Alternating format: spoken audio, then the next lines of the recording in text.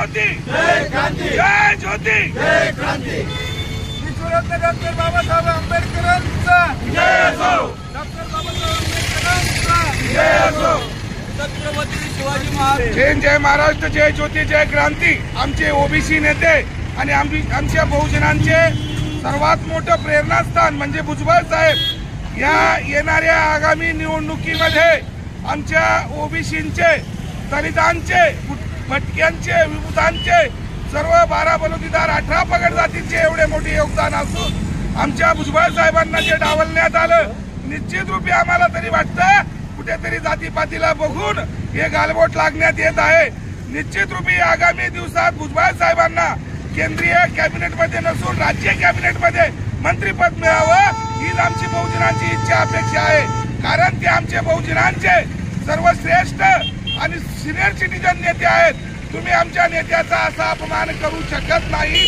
म्हणून चाळीसगाव तालुक्यातलं माई महाजन संघ, समता सैनिक दल व आजी माजी सैनिक परिवार यांच्या वतीने शासन प्रशासन दरबारी आम्ही विनंती करतो की साहेबांच्या वयाचा आणि सर्व ओबीसींचा विचार करून लिहाजा करून साहेबांना मंत्रिपद द्यावं हीच आम्ही विनंती करतो। थांबतो। बोलो शिव भगवान की जय।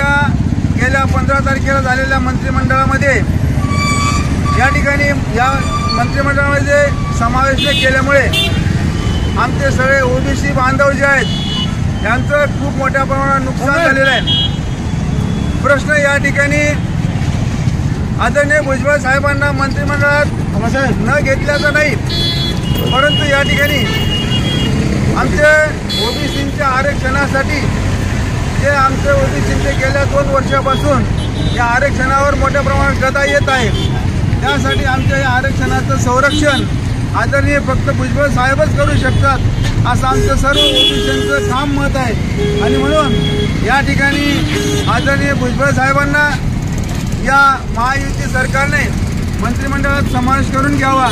या आंदोलनाच्या माध्यमातून आम्ही या महायुती सरकारला आठवण करून देत आहोत की आपण या सरकारमध्ये मोठ्या बहुमताने आलात, याचं श्रेय आदरणीय भुजबळ साहेब आणि सगळे ओबीसी जनता जी आहे त्यांचं आहे। आणि म्हणून या ठिकाणी आमच्या संरक्षणासाठी, आमच्या न्याय हक्कासाठी ओबीसींच्या आदरणीय भुजबळ साहेबांना या मंत्रिमंडळात स्थान द्यावं असं या ठिकाणी आम्ही या सरकारला आव्हान करतो।